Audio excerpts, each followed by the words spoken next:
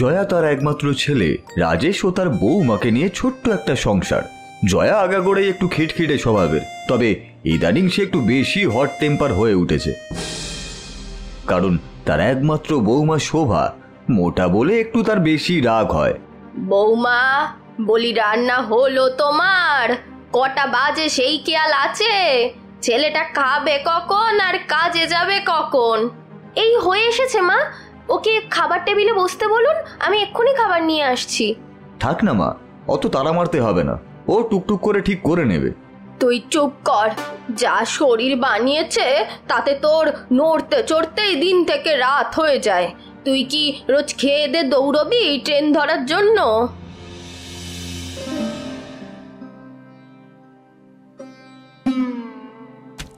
আমি কি ইচ্ছে করে দেরি করি?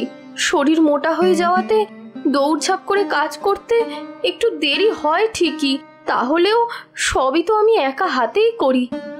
এইভাবে আমাকে কথা শোনালে আমার যে খুব খারাপ লাগে, খুব কষ্ট হয়। মানুষ কি পুরো নিখুঁত হয়?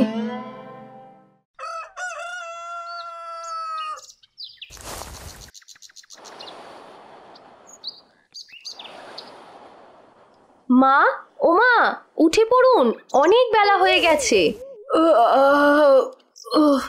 সকাল হয়ে গেছে, তা আমি কি করব? সকাল সকাল কাঁচা ঘুমটা তুমি এইভাবে আমার মাটি করে দিলে। বলি, এই বয়সে বাড়ির কাজ করব বলেই কি আমি ছেলের বিয়ে দিয়েছি? মা, আমি আপনাকে সংসারের কাজ করার জন্য যে ডাকিনি। আপনি গতকাল রাতে বলেছিলেন যে আজ ভোরবেলা উঠে হাঁটতে যাবেন, তাই আপনাকে ডেকে দিচ্ছি। ভোর অনেকক্ষণই হলো মা। ও ঠিক আছে ঠিক আছে, যাও। এমনিতেই আমি জেগেই ছিলাম, পারলে নিজে গিয়ে একটু হাঁটো, তাতে বেশি কাজ দেবে। হাঁটুর ব্যথা আজ আর নেই, তাই হাঁটতে গিয়েও কাজ নেই আমার। এখন আমি আরো কিছুক্ষণ ঘুমাই। যাও, এখন তুমি যাও তো। ঠিক আছে মা।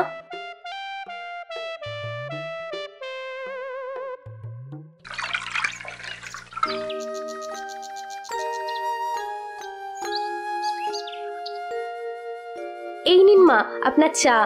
দাও। তা বৌমা, চা করে কি দিতে ভুলে গিয়েছিলে? চা এত ঠান্ডা হয়ে গেল কি করে? এই মাত্রই তো চা করে দিলাম মা, চা নামিয়েই আপনাকে প্রথমে দিলাম। ও, তবে কি আমি মিথ্যে কথা বলছি নাকি? না মা, হাওয়াতে ঠান্ডা হয়ে গেছে হবে হয়তো, আমি এক্ষুনি গরম করে দিচ্ছি মা। কোনো দরকার নেই, তারপর আবার বলবে শাশুড়ি খাটিয়ে খাটিয়ে মারে।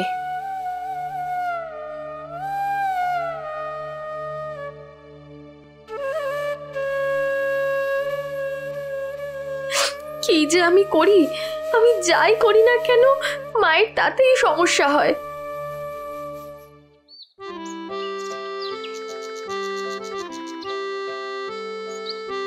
কাকিমা, ও কাকিমা, বলি কি করছেন?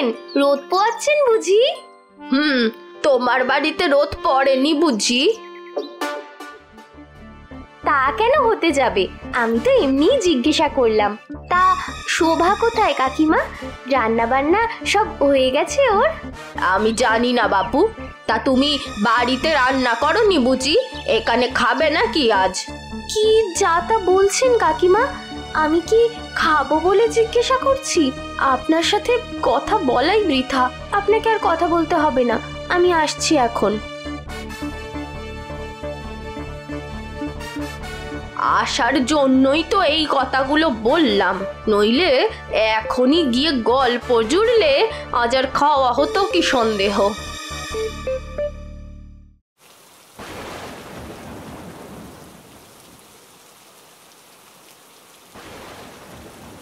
আরে এখনই বৃষ্টি নামতে হলো, ছাদে আমার আচার রোদে দেওয়া আছে।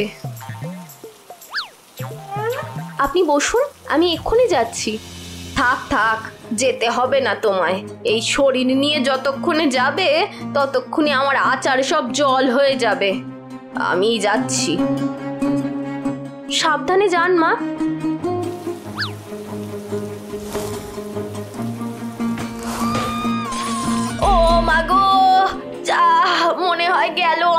মোটা, মরে গেলাম গো। এ কি মা, আস্তে নামবেন তো, উঠুন উঠুন।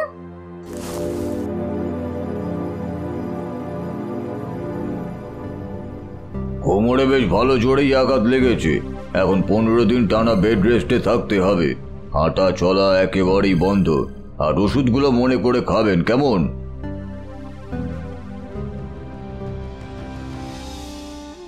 এ ভগবান, কি হলো আমার এটা? সারাদিন বিছানায় বসে থাকতে হবে। আপনি এত চিন্তা করছেন কেন মা? আমি তো আছি, আপনার এই মোটা বৌমা। আমি আপনার দেখাশোনা করব।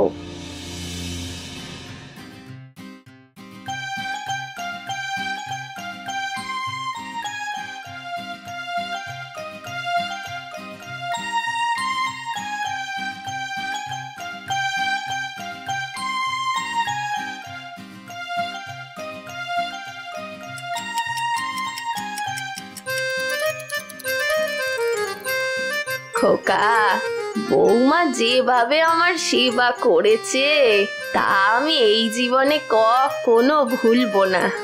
আমায় তুমি ক্ষমা করে দাও বৌমা। তুমি যেমন তেমনই ভালো, আমি বেশি কিটকিটে হয়ে গেছি। আমায় ক্ষমা করে দিও বৌমা। এইভাবে বলবেন না মা, আপনি বুঝেছেন, এটাতেই আমার সব কষ্ট চলে গেছে মা। এবার আমিও হাসি খুশি বলতে পারবো যে আমি হলাম হট টেম্পার শাশুড়ির মোটা বউ।